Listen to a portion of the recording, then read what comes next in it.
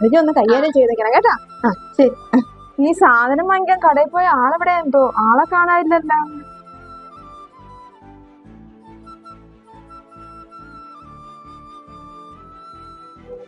ഇത് എവിടെ പോയിരുന്നു ഇത്രയും നേരം? നീ പറഞ്ഞ സാധനങ്ങൾ പുറത്ത് നല്ല വെയിൽ, നീ പോയി കുറച്ച് വെള്ളം എടുത്തിട്ടോ കുടിക്കാം. വെള്ളം കുടി. മോള് വിളിച്ചിട്ടുണ്ടായിരുന്നു, അവര് ഈ പ്രാവശ്യം ഓണത്തിന് വരണം നാട്ടിലോട്ട്.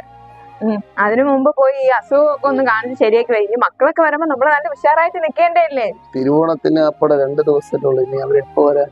നാളെ വരുമെന്ന് വെച്ച് പറഞ്ഞില്ലേ. മോള് വിളിച്ചിട്ടുണ്ട്, നമ്മളെ കുഞ്ഞുമോള്.